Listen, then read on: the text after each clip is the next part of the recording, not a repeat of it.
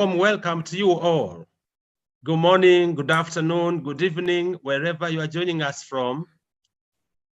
Welcome to the Global Peace Studies for Sustainable Development in Africa, where we discuss pertinent issues pertaining to peace and justice in the world. The speaker today is Dr. Albert Tibaijuka, a senior lecturer and head of department of public relations and advertising at St. Augustine University of Tanzania. Hello, can you hear me, Clara? Yes, I'm here. Okay, great. I can see some background noise. So I'd like to ask everybody to mute their microphones so that we can hear one another well. Dr. Albert Tibaijuka, who is my colleague, is head of Department of Public Relations at St. Augustine University of Tanzania, and has been writing and researching on Mayan community relations in Geita, that's in the western part of Tanzania. And the theme today is contested interests and the changing forms of Mayan community dialogue in Geita, Tanzania. Remember that the webinar is live on YouTube, Facebook, and Instagram. It's an honor and pleasure to have you all. And so I would like to ask everybody to please respect each other as we make our presentations so that we can all learn from each other. And so I would like now to welcome Albert to start your presentation. It's a pleasure having you, Albert. Thank you very much for joining us today. And of course, after his presentation, we'll have time for questions and answers and discussions. So thank you very much indeed. Albert, please. Thank you, George. Thank you, George, for inviting me and for the introduction. I also thank everyone for having time to participate in my presentation. I feel honored for you to spare time to come to listen to what I'm about to share. I would like to share my my PowerPoint slide. I don't know, Clara can help me to do that? If you or want, enable me to share the screen. I can pass it down myself. Okay.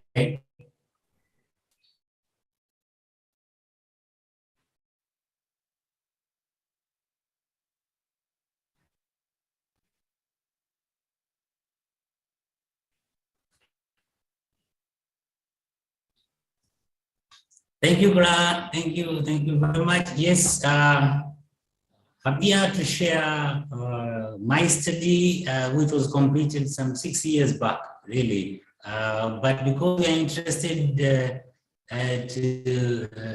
interested to listen more on peace studies and justice, I thought it would be still useful to share some insights on how dialogue forms can change given the contested interests of stakeholders, partners in the dialogue.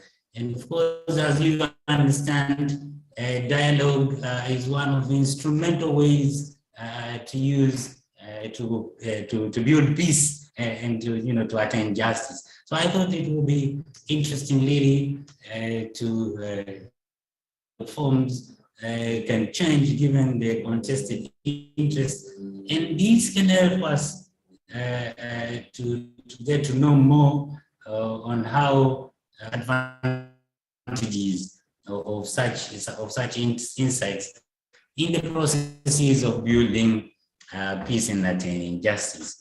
So to say that, if I'm to go to the next slide,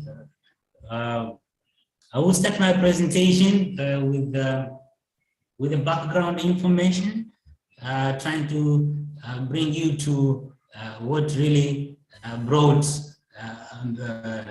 us into discussing about stakeholder dialogue.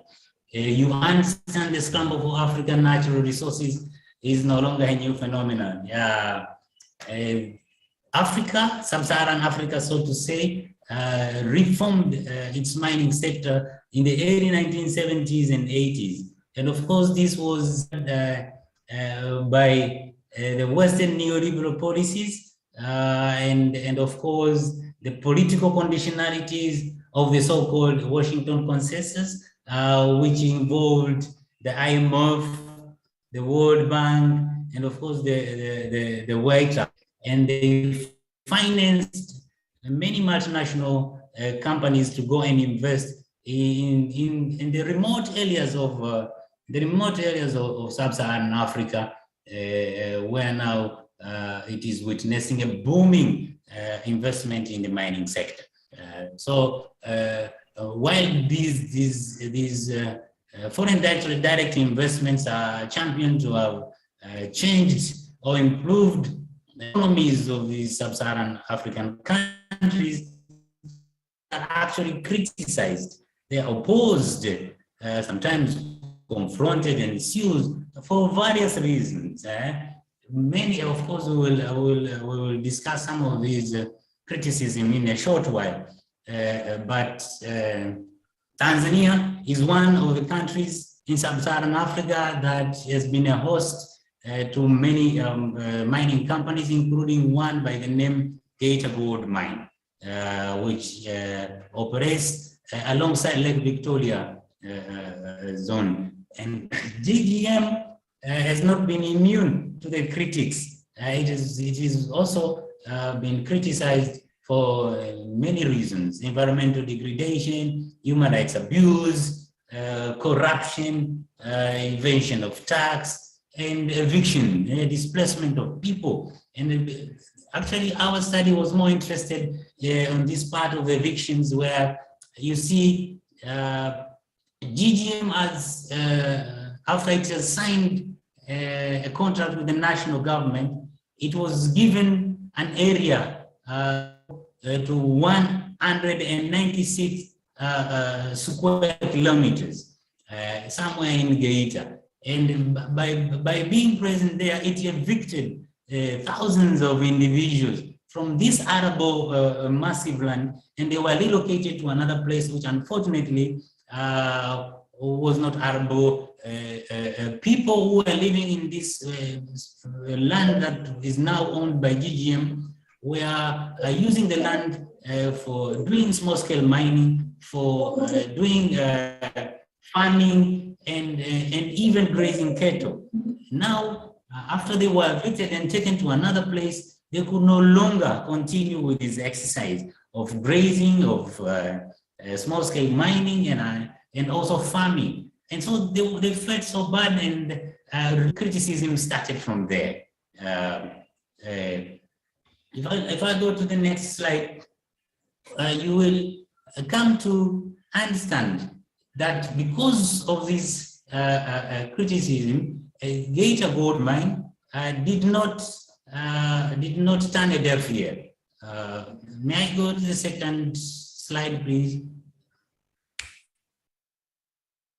Second slide, please.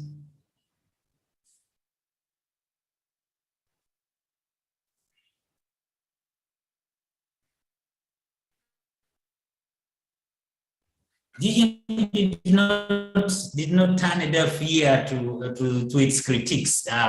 GGM, for that matter, found a way to address this criticism at the national level, at the regional level, and even the local level. And because of time, we will just focus at the local level where the study was conducted. GGM decided to get involved in what is called corporate social responsibility. And it regarded it as a tool for a peaceful coexistence. In that sense, GGM started doing projects that would clear the air, would try to make them have a good name, build mutual understanding with the community members. Yes, something is...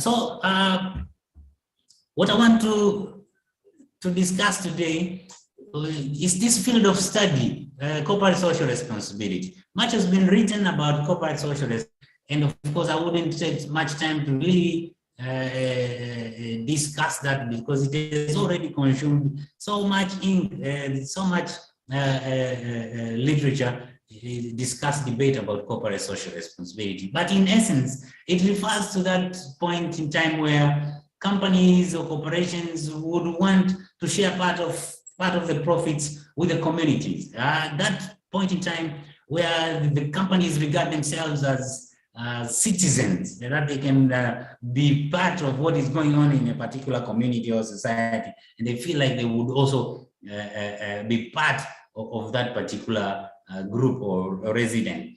And also because of opposition and criticism and some confrontation,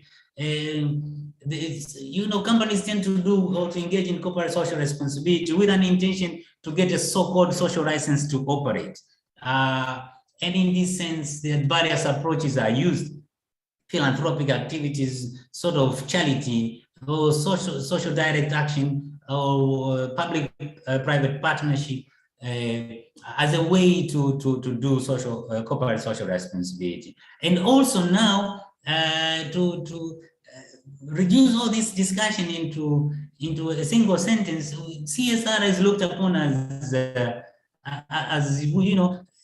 phrase that giving means taking, or when companies are assumed that they support particular communities, and these communities will be supported in a manner of getting some source of income. Projects will be installed, and then they're invited to do business or whatever that would make them earn an income. And if they earn this income, it's assumed that their purchasing power goes higher, and because of that, they will be able even to buy some of the produce and services of these particular corporations. So while they give, they actually aim at taking, that they just empower these communities financially, and eventually these communities will come to use the products and services that are. Of course, CSR doesn't go without its critiques. It's looked upon as a very problematic concept, precisely because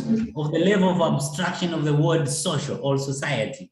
And people wonder, how would a corporation be responsible to a society? A bit tricky, a bit problematic, and eventually it's really debated that whether corporations can really be responsible to society. And in that sense, maybe it is where the idea of stakeholders emerged, where corporations are said to maybe relate more with stakeholders than societies. Again, corporate social responsibility is discouraged precisely for not being, binding. Corporations can do or not, and they will not be sued. There's no legal implication on their practices on CSR. Again, companies are actually criticized of using CSR to hoodwink people from seeing the malpractices. If companies are probably, evading taxes or, degrading environment, sometimes they use CSR to hoodwink people from seeing that. Again, issues of compensations are criticized, and many other critiques. So in that sense, CSR, can mean different things to different people. Thank you, Clara. Yes, Clara.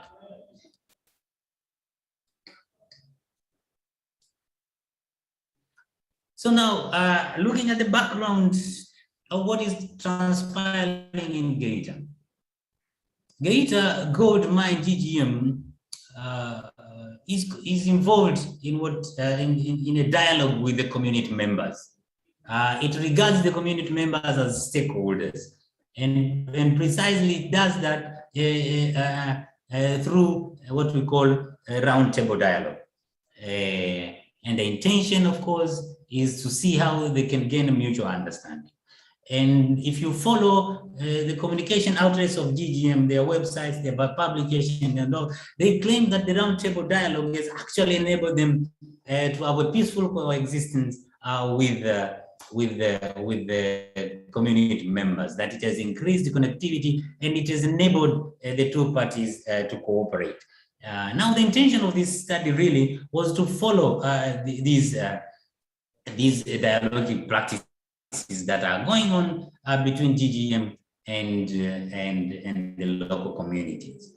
Precisely because it is very interesting if you listen to these two parties. While GGM is happy that the dialogue, the roundtable dialogue, has helped them to connect with the community members, the viewpoints from the community members are rather opposite to what GGM is claiming.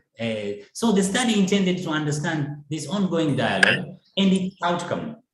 And of course, this was against, they wanted to study the outcome against what GGM's proclaimed usefulness of the roundtable dialogue. Yes, Clara.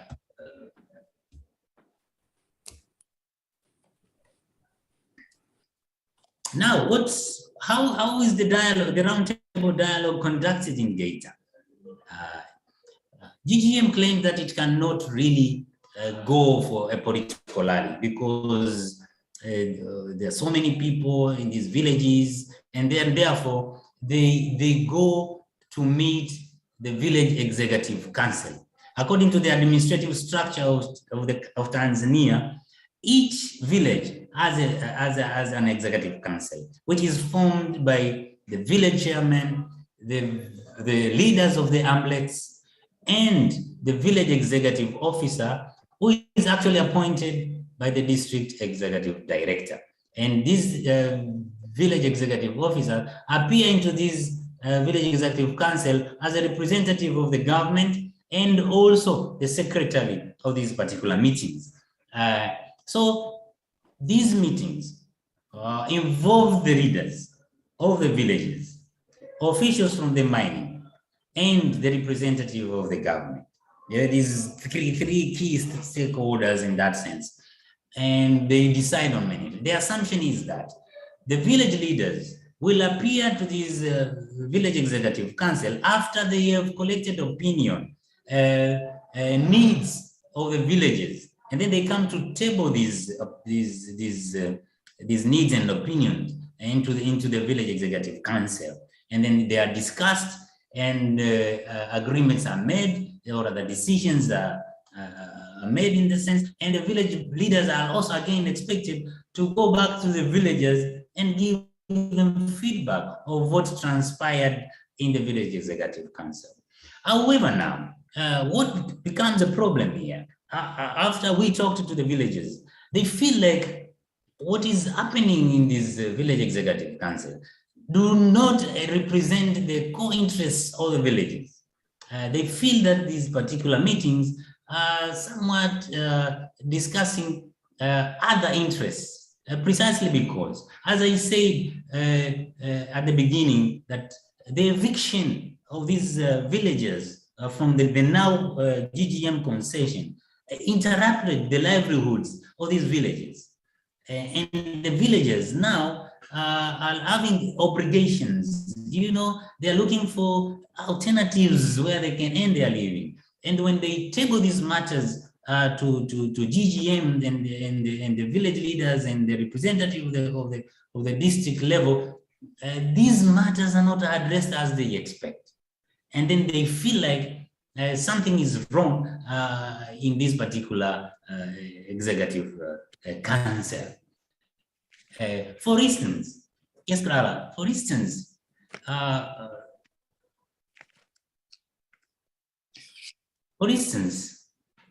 while villagers expect that their pressing needs, their priorities will be addressed in these roundtable meetings, and I'm referring to the means where they can continue pursuing their roundtable activities.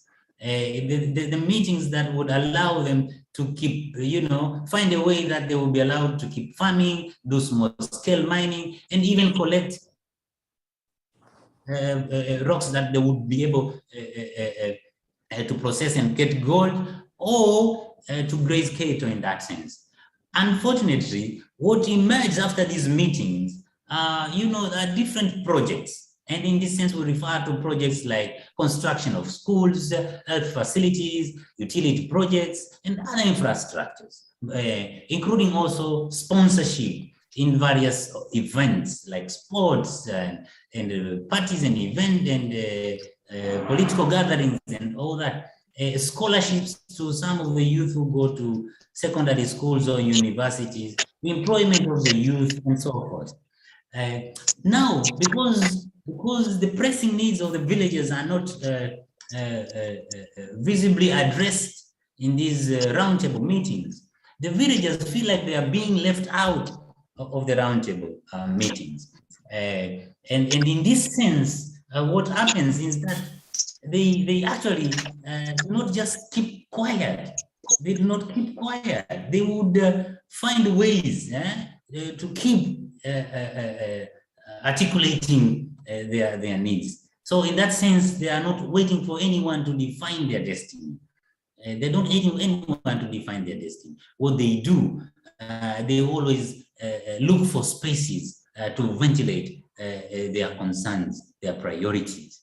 And yes, Clara, and this is what I'm about to explain in detail so that we can understand what the villagers refer to. Now, an intriguing question here is how are the villagers who feel like being left out from the dialogue continue to articulate their concerns, needs, and priorities? How do they do that? I mean, it's an interesting way to try to follow up how they keep, if they are able to continue articulating their priorities, the concerns, particularly because they feel like the roundtable meetings are not addressing these matters. So through semi-structured interviews with key informants, GGM officials, village leaders, and the community members themselves who actually participated in some of the encounters that I'm about to share, a number of things emerged, and these are the ones that I'm going to explain now. Yes, Clara.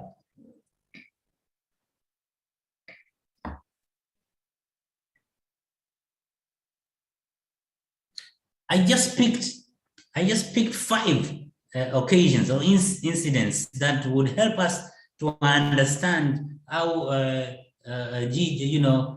community members tend to extend their encounters, or find ways to keep on articulating their messages, their concerns in that sense. The first one is through what we call a site of new mining sites. Remember, the small-scale miners were evicted by GGM in their land that they were used to do mining, and they were relocated to places where they can no longer do mining. So they stopped.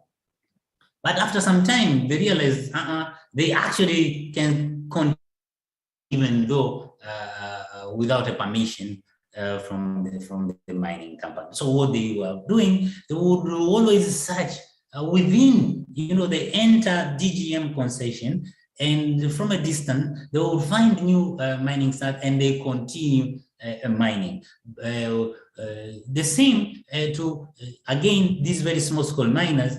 Now, because they are very experienced miners, they've been doing this for so many years, they were able to know, GGM, after it has extracted gold from the rocks, what it does, it throw these rocks, the tilings, it throws them away. But due to the small scale miners' experience, they come to detect that these rocks still have some gold nugget, but GGM forbid them from picking them.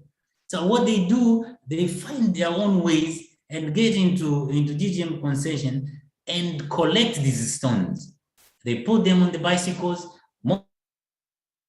motorcycles, they open their head, and they take them to their locally made processing site. Likewise, those cattle keepers who used to graze in the now GGM concession, they're also looking for spaces, finding ways where they can still take their cattle into GGM's land and graze them there. But the roundtable meetings, for security reasons and for health and safety reasons, forbid these villagers from doing that. They say if they go and enter the mining concession, anything can happen. Chemicals are used, machines are used, so people's lives are put in danger, or even the cattle lives or the security of the mine are also threatened in that sense. So they are forbidden. Unfortunately, and sometimes because of these reasons that I'm saying, pressing needs, they want to find a way that they can earn their living. They will always find ways. Sometimes even going to this concession at night when security guards are asleep, they will get in and collect the stones, graze their cattle, and after some time get out. Some occasions the security guards apprehend them. They apprehend them and they take measures against them. They will take them to police station or to the village offices. What is interesting here is that in the course of that process of apprehending and taking these villagers to the police station, for example, the community members, do not just keep quiet. They actually develop a platform for negotiation. They will negotiate with these security guards. They will negotiate with the village officer who would come to intervene. And they will even negotiate with the police officer at the police station. And in most of the cases, these negotiations allows them, although that they keep them free and they continue with their business next time.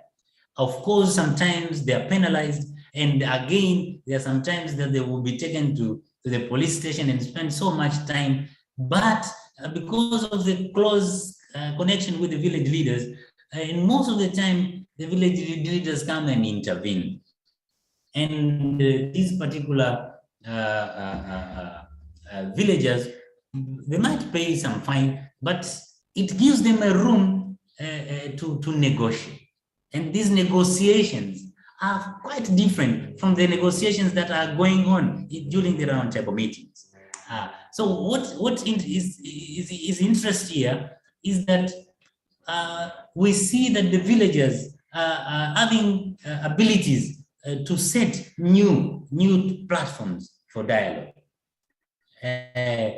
When they go to the village offices, for example, the villagers, the village leaders will tell them ABCD is okay and ABC is not. So next time, don't do ABC. Don't take the cattle there. Don't go and collect logs. And after some time, they'll keep quiet. But again, a few days after, they will do the same. And because they are used to it, there's this tendency where the police officers and the village leaders would tend to ignore these practices, and they will just warn them. Like, if you keep doing that, you are putting yourself in danger. You're putting your cattle in danger, and you will not be responsible to anything that will happen. But it is from that particular aspect that the villagers are able to continue to pursue their livelihood activities.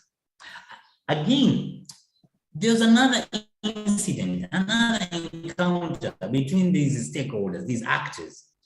When GGM installed itself into this particular area, there was an 8-kilometer road that the villagers were using to take commodities to Geita town. If they had dairy produce or farm produce, or if they have a sick person, they would just take their bicycles or motorcycles and go to Geita town to get the services and then come back home. So when GGM installed itself, it blocked this road.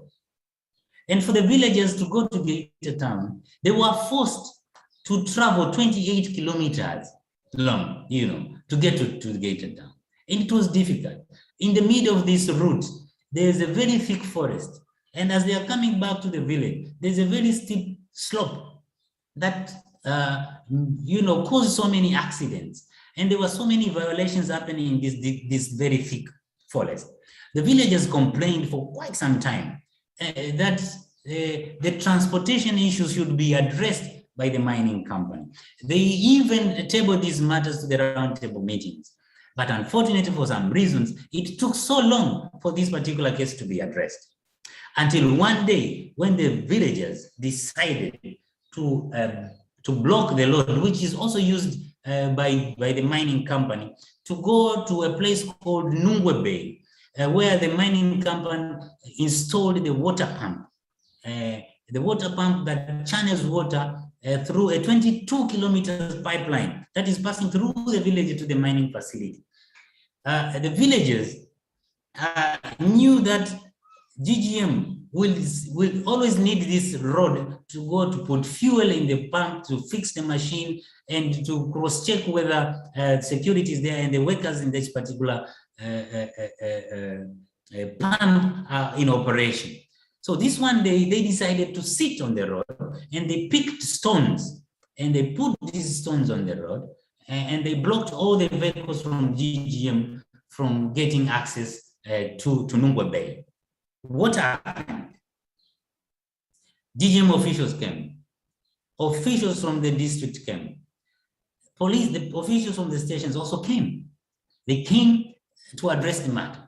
And the villagers said, we are not intending to cause any trouble. We're not intending to cause any trouble. All what we want is you to address the transportation problem that we've been crying of for many years now. DGM, the district officials and the police officers understood what they were saying.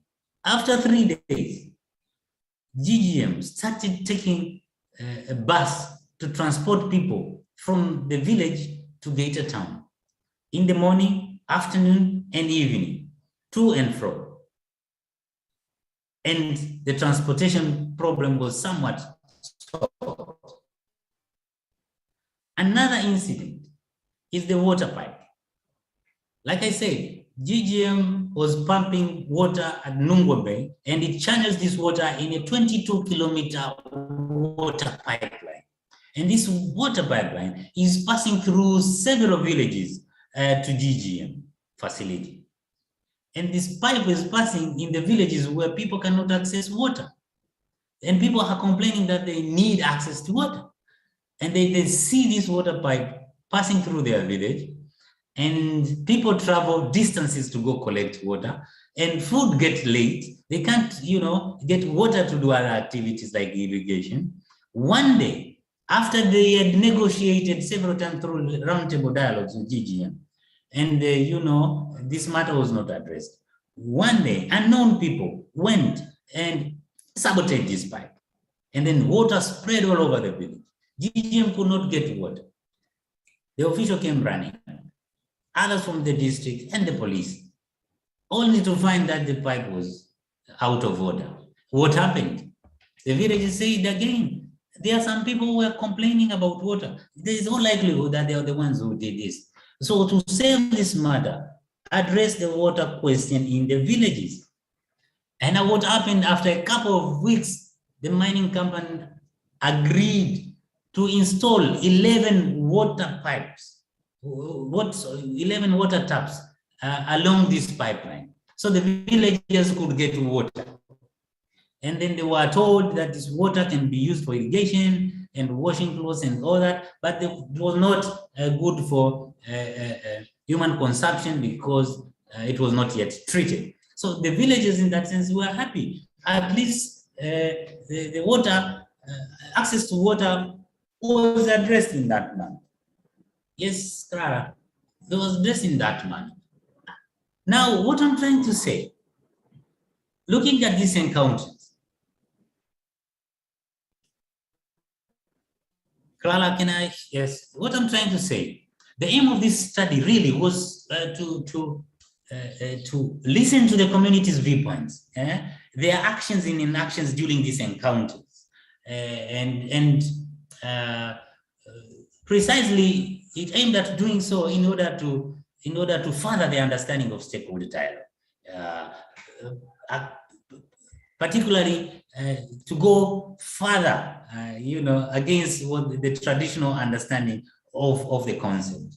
Or rather, to put it differently, the study wanted to illustrate the varying ways of dialoguing, which are beyond the traditional understanding of what constitutes stakeholder dialogue. And in this sense, the study actually did not want to challenge the roundtable dialogue practices, but rather to see how it can add parameters of measuring the stakeholder dialogue constitution in order really to capture other pertinent ways of dialoguing.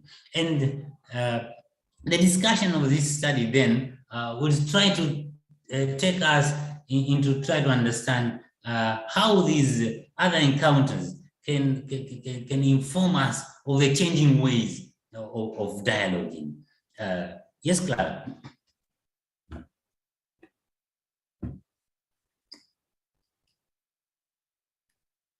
So, starting with, if you look at the broader view of such encounters, you will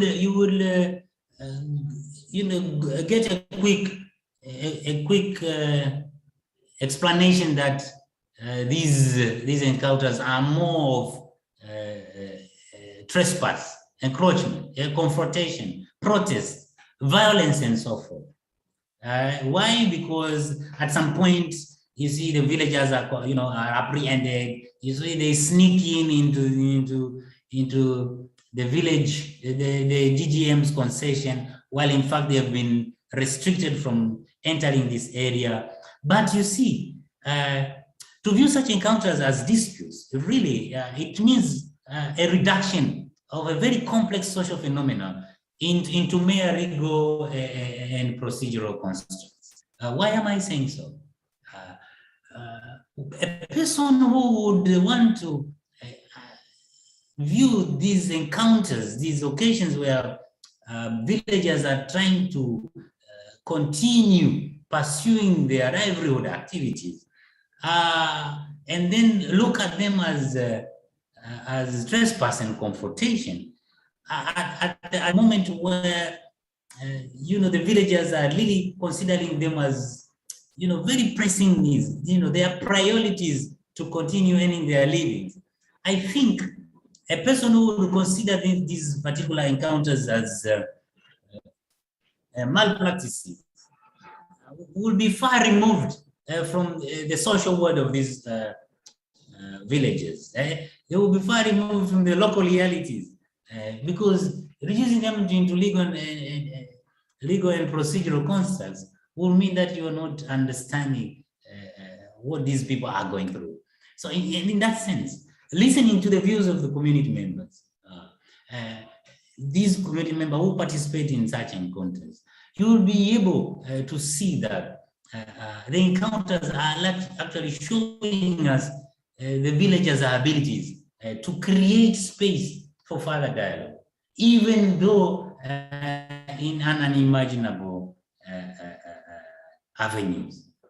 Villagers, as we keep discussing, you will see how they become able to set platforms that they can ventilate their concerns.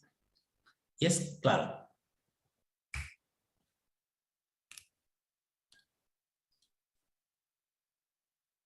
Now, given the fact that the interests of the villagers and are not fulfilled in a more direct way in these roundtable dialogues, they don't just sit down and wait. They find ways to keep on realizing their interests. Like we are saying, during these encounters, we have seen that authorities, during the encounter with the authorities, we have seen that community members are able to transform these incidents into a negotiating platform.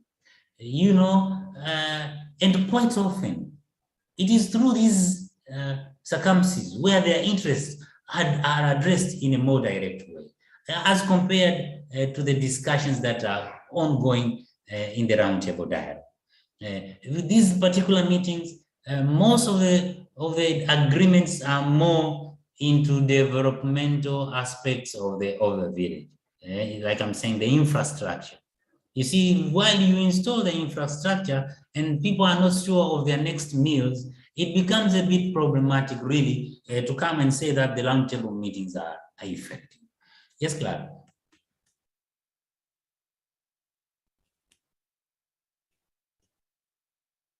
So,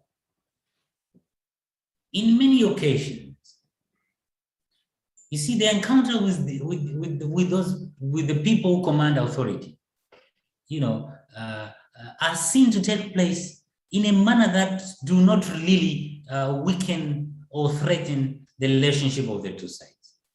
Like I'm saying, the villagers going into the GGM's conversation not to cause trouble, not to be violent. They're only going there to see if they can, extend their livelihood activities. And when they are apprehended, they don't turn violent. They come down and they find ways they can talk to them. They can negotiate. So it is evident that the villagers actually understand that the presence of the mining company is vital. However, a bit difficult to access the officials from the mining company and to interact with them.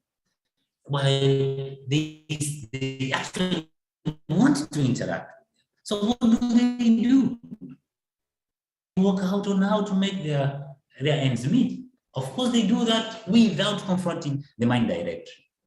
They will just find ways that they can end they can end their living. So it will be somewhat problematic if we just look at these encounters as mere disputes. Yes, sir. Correct.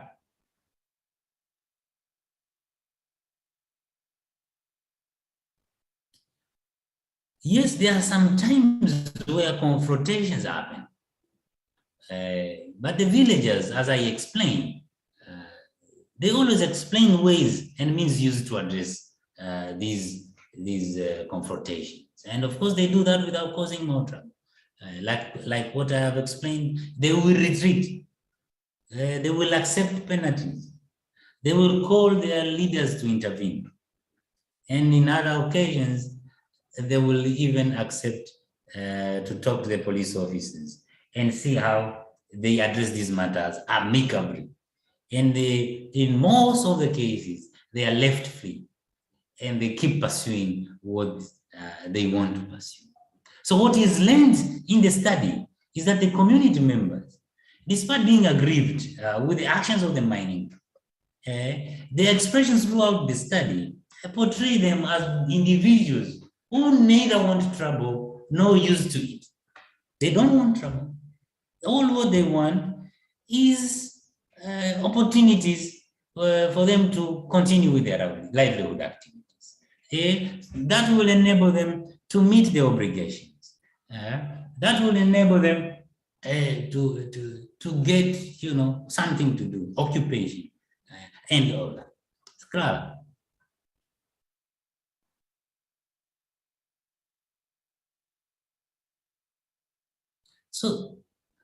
So these encounters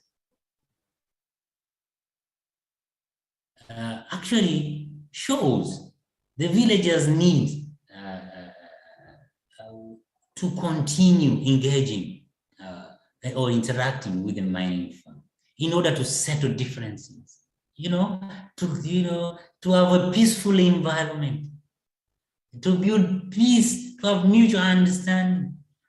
The encounters do not mean that they are opposing, they are attacking, they are becoming violent. No. They just want to end a living, and if they are having that, they have no any other problem. And this is, of course, what they managed to do.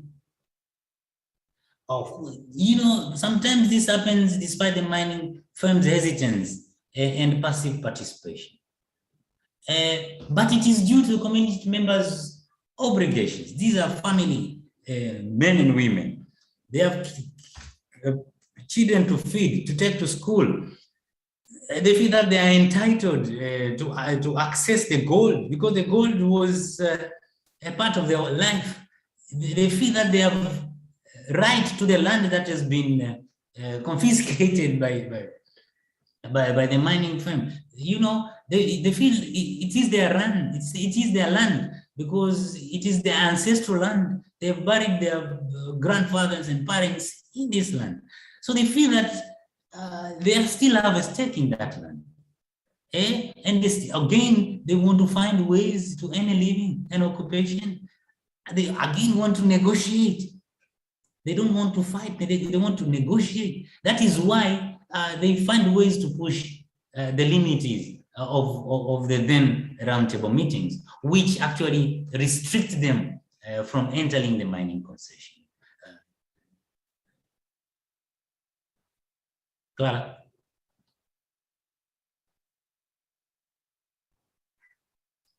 Community members, like I'm saying, are also aware that the roundtable meetings, can go beyond, can go beyond who meet, the dialogue can go beyond individual who meet in the roundtable meetings. Dialogue can mean different things to different people. They know that. And that is why, after being left out in the roundtable meetings, they find ways. So the involvement in these other encounters, as you can see, compel the people who ignore the villagers at the first place. It compelled the DGM officials. It compelled the district officials. It compelled the police officers to come and meet the villagers. And as you can see, it is these occasions that actually enable the villagers to address their concerns. For example, the road broke. Made all people who are actually getting into the roundtable meetings to come, and agenda set by the villages. And then after some time, actually these people who are ignoring the concerns of the villages now are coming quickly to address them. So if you look at these particular scenarios, you will see that such encounters are actually bringing, the entire group of actors who participate in the roundtable dialogue. They come and sit and talk of course, in a different form, ways of meeting. Yes? Clara?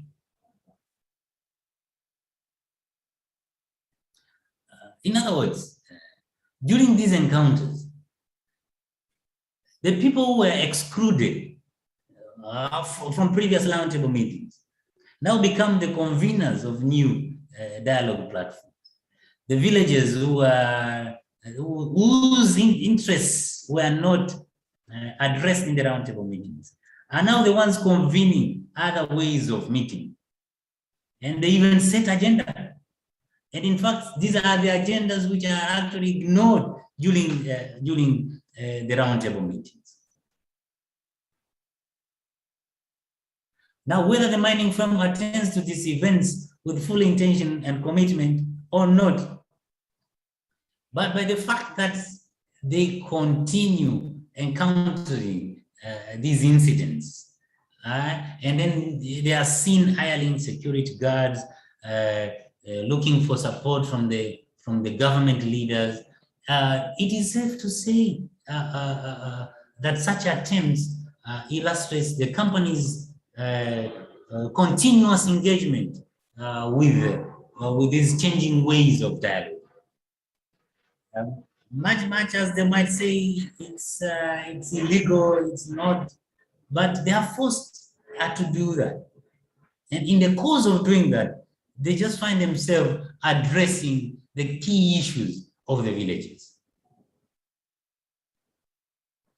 Yes, Clara.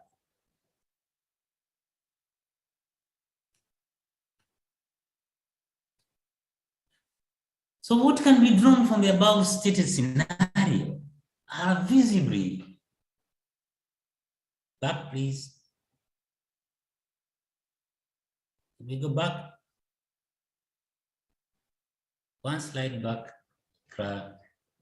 Thank you. What can be drawn from the above stated scenario are the visibly differing interests that compel the mining company to work with the community members.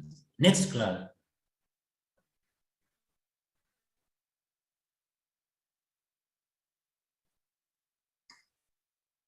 Next, Clara.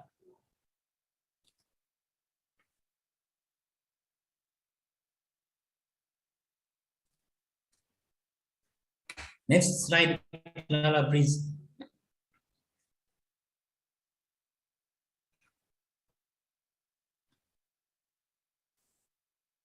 Anyway, Clara, what I'm trying to say, while we wait for Clara, what I'm trying to say, the moment that we see these individuals coming together, we are seeing, the two parties meeting. They come to negotiate. Something is wrong with the slide. Doctor, I was changing the slides. I don't know if you can see it because I Yes, I can see, but may you please go to the previous one? This one? The previous one. This one? No, the other one. Yes, thank Yes? you. Okay. Yes, that's the one. Thank you. Yes, yes, that is the one.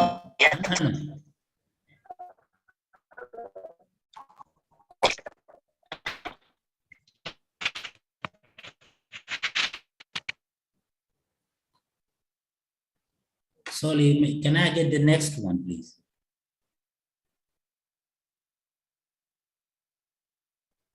The next one? Yes, that is the one. Something is wrong, Clara. I think. Can I get access to the? If you give me 1 second. I don't know if you the one, Clara, yes. the previous one. This one. The previous one, yeah, that one. I think that's where you are, Albert. This is the one. Okay. Thank you, Clara. No, thank you. Thank you. The mining firm's interest is in this sense, we see that the two parties have different interests. And as you can see, the interest of the mining is to forge mutual relations with the neighboring communities. And the interest of the community members is actually to address their pressing needs. And in this sense, you can clearly see that the encounter of the two parties is actually grounded on a differing motivation. And this actually makes the pursuance of the actors' interests to be a main issue during the encounters. So, whose interests would be addressed in a more direct way? In the roundtable meetings, it appears that the interests of the mining company are addressed in a more direct way. Why? Because they are the ones facilitating these meetings. There's some sort of dominance in the meetings. But when it comes to the other encounters, we can quite understand and see that the interests of the villagers are the ones that come to the open. Yes, Clara, the next slide, please. Now, quickly, just to finish this presentation,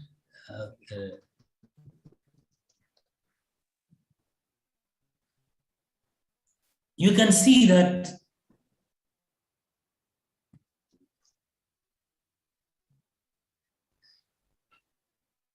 something is wrong.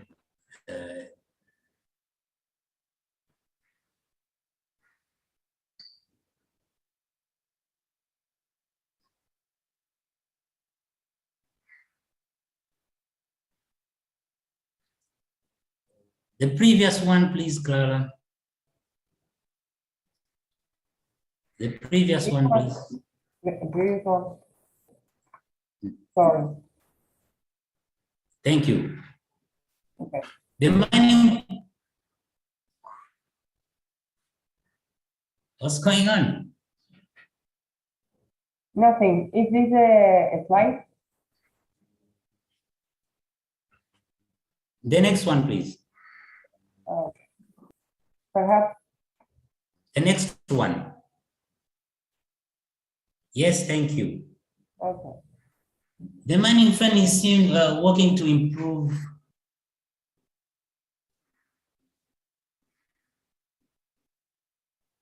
I think that you're watching the change later than me, so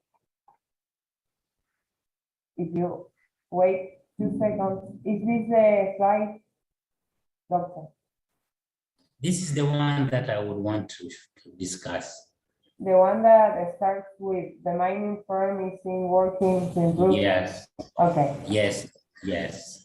I think that there is a delay between the sharing of the screen and your presentation.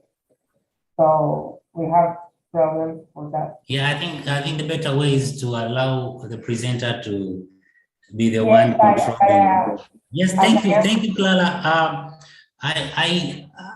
What I'm stating here is that the mining firm is seen working to improve relations with the community members, and therefore it encourages interaction through roundtable meetings, while the villagers in that sense have actually pressing needs that are not addressed, and they are not addressed because the mining firm itself has other business interests.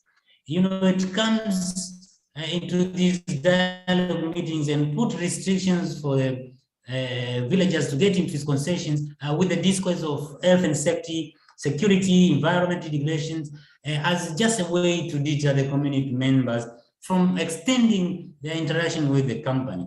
This happens while at the same time the community members have their own discourse, which validates their actions. Yeah, they are talking of livelihood opportunities. They are talking of being hopeless. They are talking of desperation, and then they try to find ways they can work out to earn a living. So, looking at these interests, you would try to understand why other encounters can, make more sense to the villages than the mining fund. Next slide, please, Clara.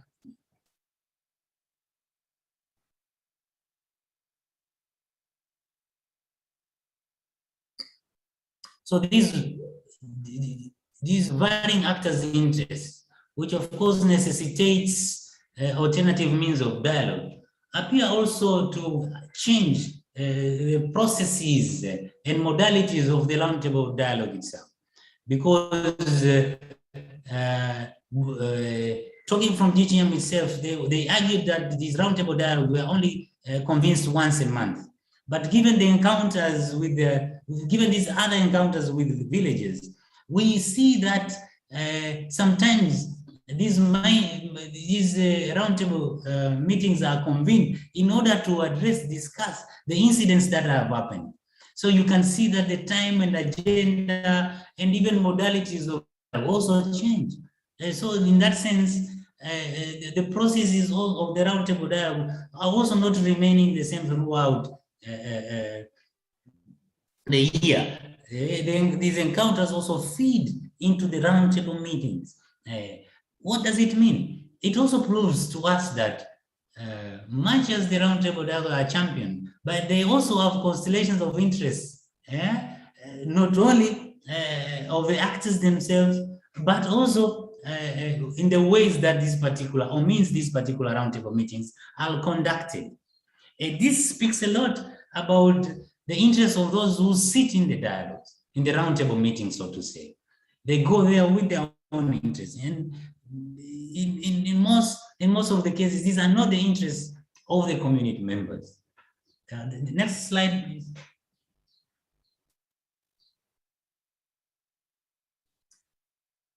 Now, drawing from all these differing interests, the study saw the importance of stretching the stakeholder dialogue constitution, at least in order to accommodate these similar ways of dialogue. Although the present literature, the study that has been, the study that is published, does not understand them that way. But it is safe to see them as typical forms of stakeholder dialogue in their own right, precisely because by the villagers being able to push the limits, to stretch or to negotiate their space into the mining firm, they compel actors from the roundtable dialogue to come and meet them. And then in the course of these meetings, their matters are addressed. Their matters are solved. Next slide, please.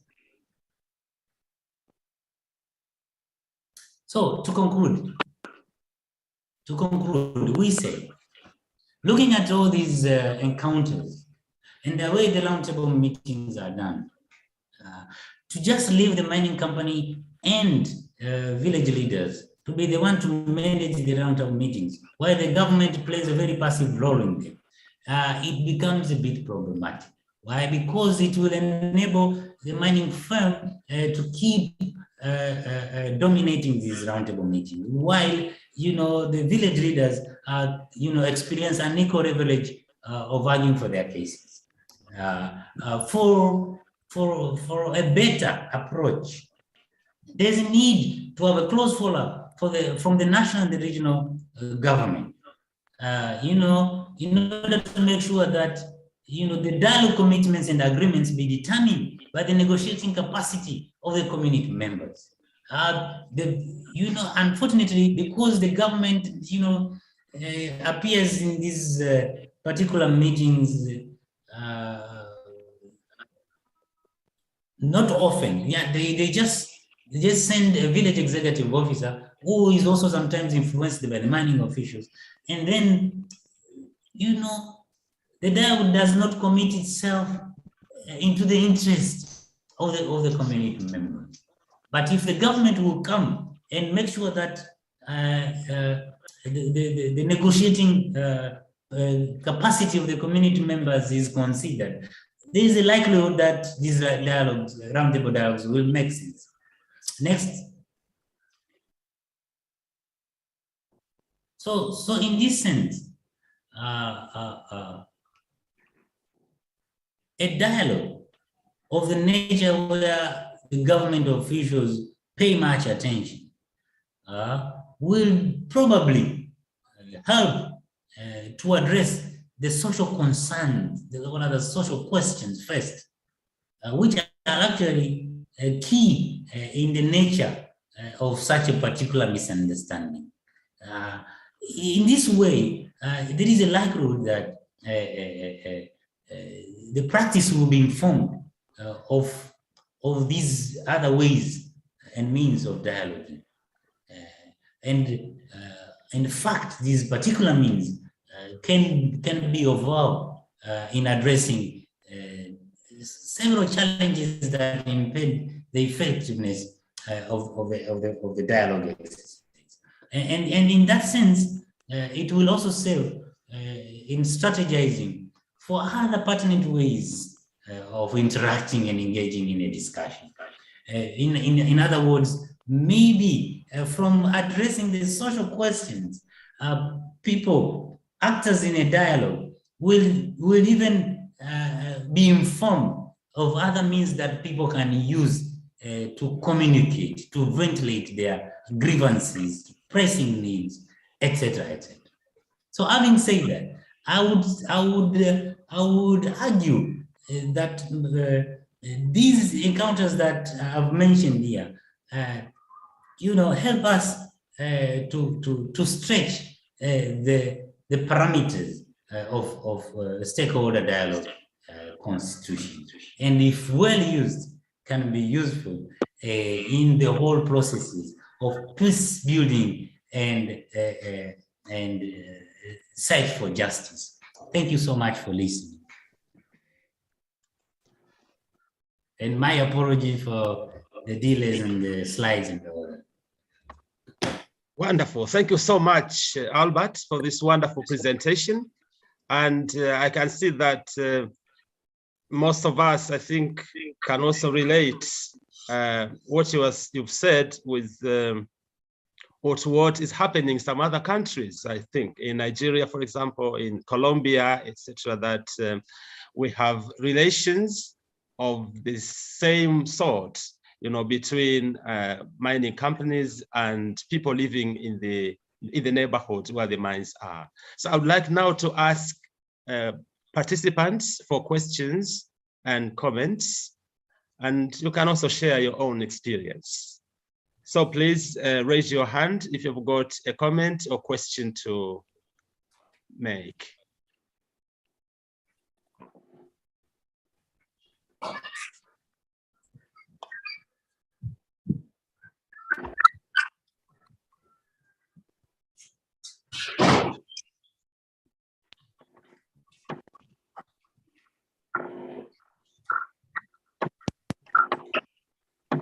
I don't seem to see a question.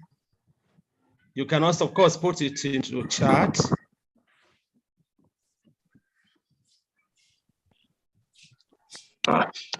Yes, Thomas, please. Nice to see you.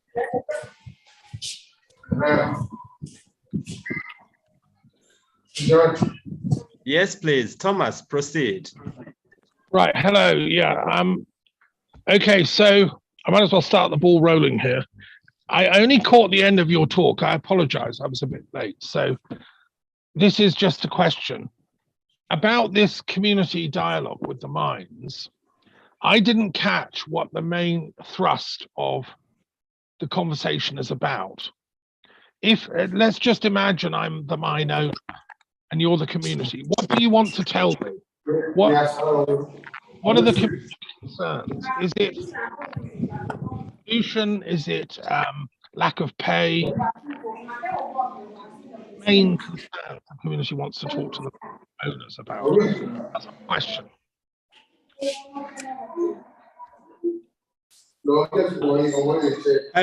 Sophia Amoa, please, could you mute your microphone? Please mute your microphones if you are not speaking to us. Thank you very much indeed. I hope that, Albert, you had a question from Thomas Duffin on the main argument, or the main issue that triggered all these dialogues. Thank you, Thomas. If I got you correctly, is that you want to know really what brought this stakeholder dialogue? It is like this. A mining company came and installed itself in a particular locality in a remote part of Tanzania, and it evicted the individuals in that particular area. And by doing so, it interrupted their livelihood activities. Now, these people are aggrieved, and they are trying to reach out to the mining company to negotiate and see how they can find ways to have a peaceful coexistence. Now, in the course of that, the mining company, because it has different business interests, and unfortunately these interests are differing from the community members' interests, and then this is where there is some sort of actions and inactions during their interactions. While the community members want to talk to the company to negotiate, and the mining company would sort of give them a very passive response, they'll find other ways to keep articulating their messages. Why? Because they feel like the mining company is far removed from the local realities that are happening. Thank you very much. Unless there is a follow-up question, and I would like to go to Afis Ufianu and then to iPhone. Afis, please. Thank you, Dr. George. I really appreciate the way the presenter presented the issue, but what I'm not clear enough about is that he said the GMM seems to be placed to imply themselves in the place. Is the government not aware of it? Or are they brought to the place by the community leaders? Then secondly, how are they managing and controlling the sponsorship and the scholarship issue over there? Then you talk about the road infrastructure. Are they able to do the road, or they are still maintaining transporting people from their places to the town? Or what exactly is the solution the village people are actually seeking from the mining companies? So that's my submit. Thank you. I'm also sorry, quickly.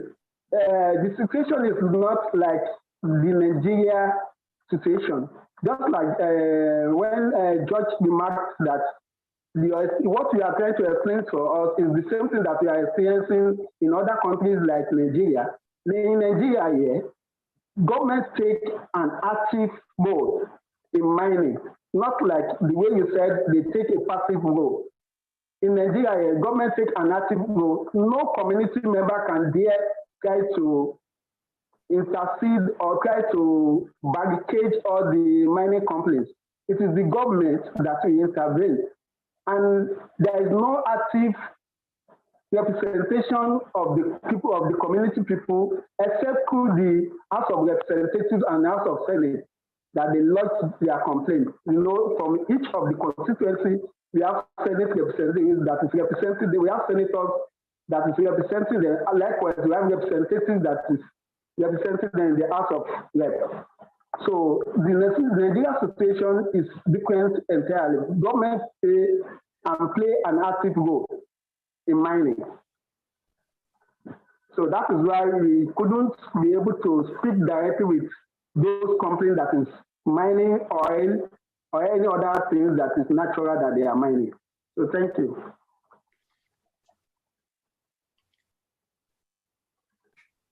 I hope you got that, Albert, because the I think acoustics or something. Sorry. I didn't pick the question, to be honest. I just got there was the question on the question on the role of the government. You know, how is the government involved in what is happening in the mining areas? I think that was one of the questions. Okay.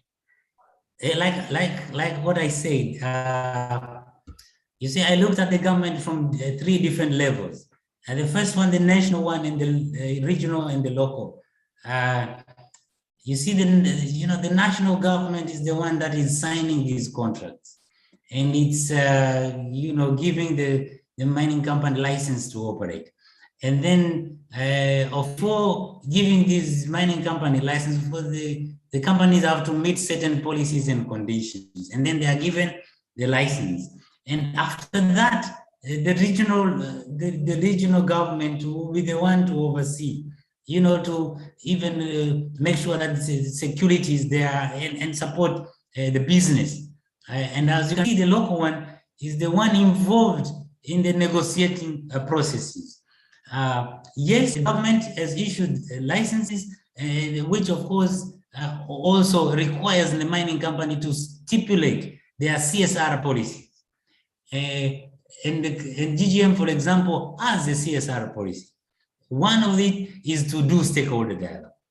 Now the problem comes. The process of doing this stakeholder dialogue is done at what I would say almost the absence of the regional and local government. They only rely upon the village leaders to do that. And these people, when they go, because of differing interests, their voices are not well heard, because it looks like the mining company dominates.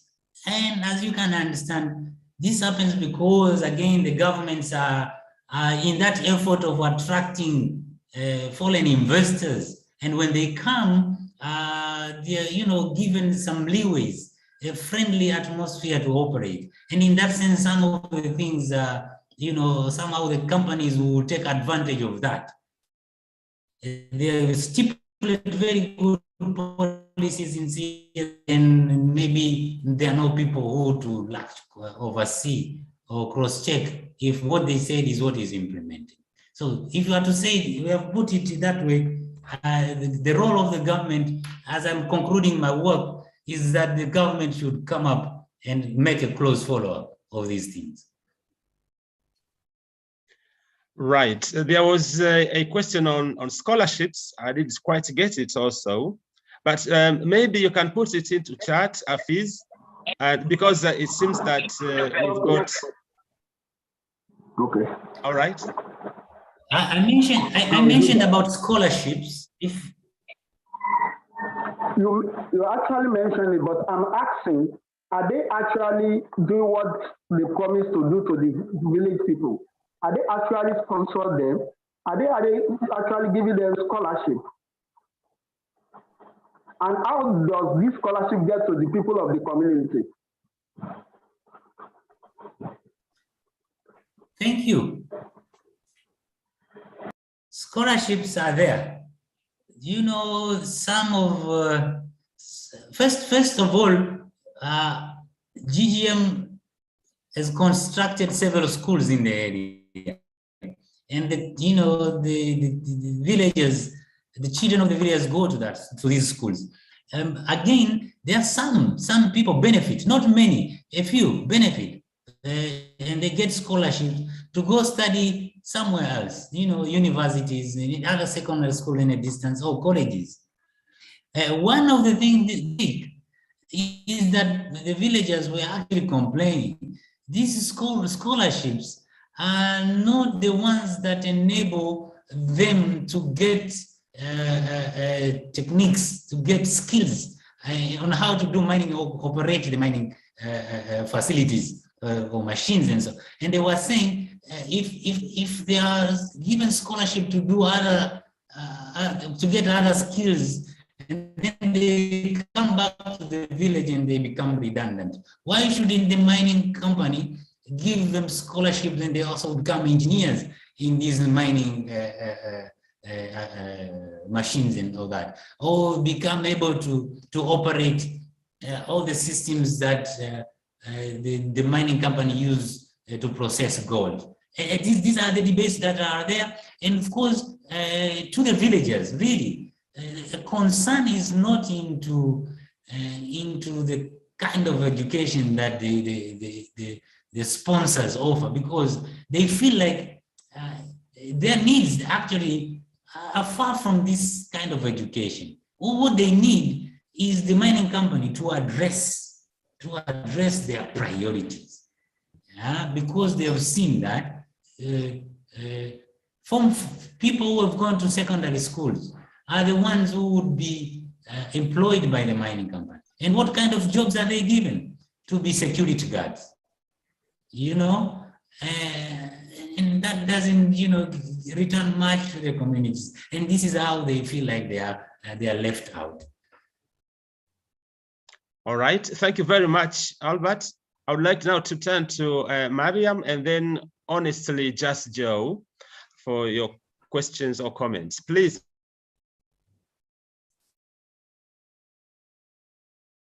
You are muted, Mariam.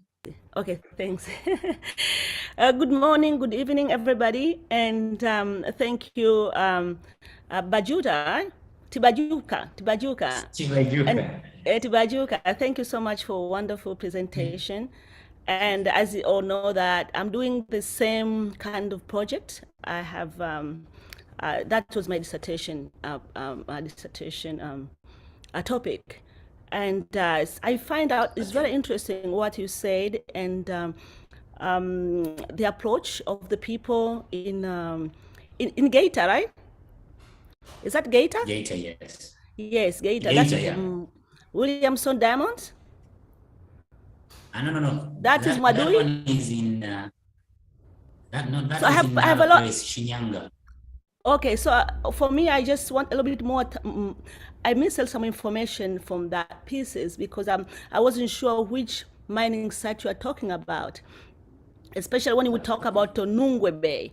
So where this Nungwe Bay is that around Lake Victoria, or is it somewhere else? This pipe, Yes. water pipe, where it's coming from? Around It's Lake from Lake Victoria.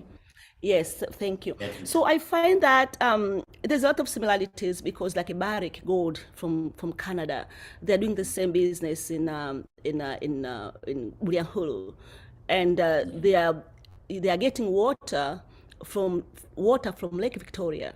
So in mining site, they have access to running water, electricity, gyms, and all luxuries.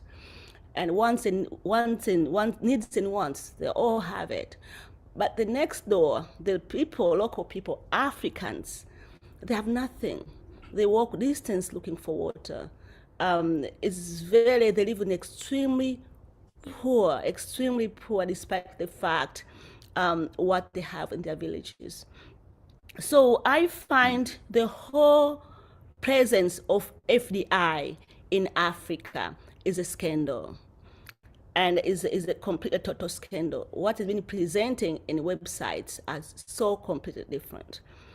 So it's not what really, when you go there, what you see is completely different. So, and a different aspect when you talk about education, training, water, social services, and everything. This is colonialism. That's why British and Germans, when they were in Africa, they did the same thing these people are doing. They're really, they are twinning.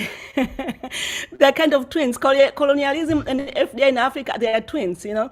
So it's a scandal. It's a total scandal. So I'm working on my book, and it's almost done. So yeah, almost done. So another question I have. I might have more questions. So you answered my question already about Nungwe Bay, where it is. And I like this approach of local people in the approach to all this, the conflict. They're using protest. And the way you presented it, it shows how effective their approach to conflict. Very non-violence, the blocking, this is what's happened here. When foreign direct investment, they are coming to Africa, they are coming with a different perception on land holdings, because they are so different from what we understand. Land for the for foreign direct investment, which is individualistic, with the roots of capitalism, West Europeans' understanding of land is so different for approach, how Africans approach land and how we relate to the land. So they come with this individualistic approach of private land holdings. When they get there, they enclose the land. They bring this enclosure. So we don't enclose our land, unless you go to fenced neighborhoods in the cities. You find people fencing their land for protection of the thieves and stuff. But basically, we don't close our farms, because we still own farms, but we allow people to walk through. That's a pathway. We allow people to access resources, gold, water, medicines, and other ways people relate to the land. So all that isn't fruit. You can harvest fruit. So when these transnational corporations came to Africa, they enclosed those stuff. So that enclosure alone is a conflict enough. So I really like what you presented here, to see these people in Ubishinyanga. They protested. They show, okay, we walk so long ways to go to access the road, so we're gonna block. You have to feel the same.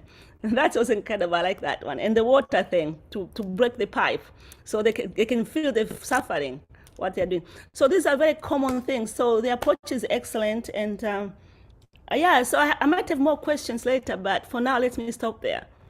Yeah, thank you very much. Thank you very much indeed, Mariam. Since we don't have enough time left, I would like to ask also Joseph, if you could also ask your question, and then Tibaijuka can just answer the two questions. Please, Joseph. Okay. Greetings, everyone. Can you hear me? Okay. Okay.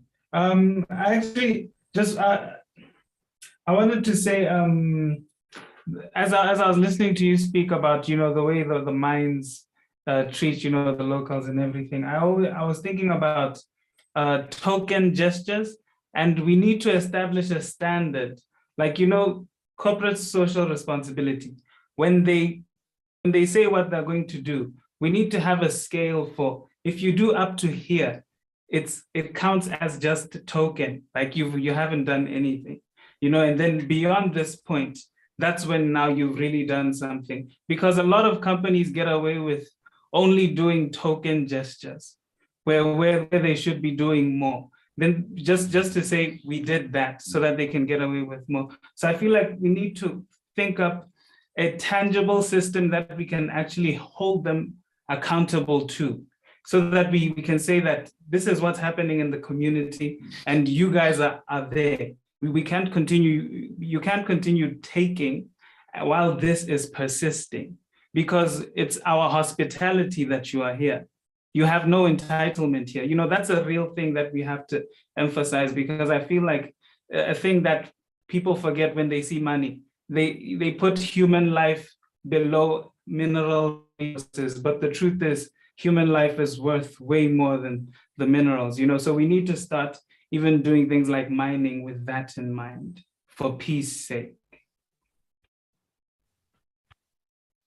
Wonderful. Yeah, Thank you so much. really Please, Albert, could you just respond to this, and then we will actually close our webinar for today. Thank you. Thank you, George. Thank you, George. I think I fully agree with what Honest is saying. And first, if these corporate social responsibilities would be binding, as I say, up to now, they are not binding. Companies are left to do what they wish to do. The government, before allowing, giving them licenses, they should exactly make sure what you're saying is met. And unfortunately, this is not what is happening. Thank you so much. All right, thank you very much indeed. And I think Mariam summed it up very well. I would like to thank everybody for your participation today. And I'd like to thank in particular Albert Tibaijuka for your wonderful presentation. I could see that Thomas wanted to say something, and you could close this one for us, Thomas, if you don't mind, please. Thank you. I just wanted to ask us all, reflect. What is the role of universities and academics in issues like this? It's really complicated. I've been looking at the history of this mine. One would have to study the history of mining in Africa. It wasn't invented by colonials. I mean, there've been African mines for thousands of years, actually. In fact, Africa invented mining. So there's that whole thing. Then we have to look at the history of capitalism, which is bound up with colonialism. And, as academics, we should be, shouldn't we, doing a critique of predatory capitalism? Yes. But, is there such a thing as ethical capitalism? I don't know. Discuss. Economists in some universities in Africa will say maybe. So we need to think up alternative economic models. Has anyone suggested nationalizing these mines? Would that help? Are there case studies in Africa of countries which did nationalize their mines? Does it work? I'm just saying, as academics, we should stand back. He's presented it's a small micro thing, but it raises huge issues. And I'm just saying, as universities and academics, we should look at the bigger picture. So we should thank Tibaijuka very much for raising that specific thing. And then our job is to go back to our universities and look at the bigger picture and come up with a solution, right? If there is one. We're all just fallible humans after all.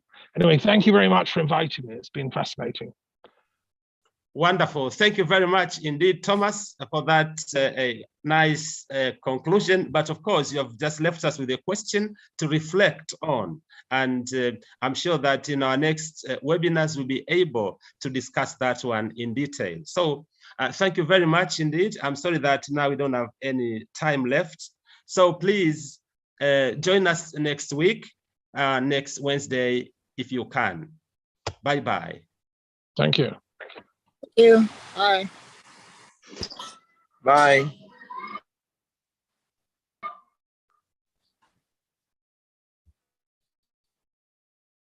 All right, bye.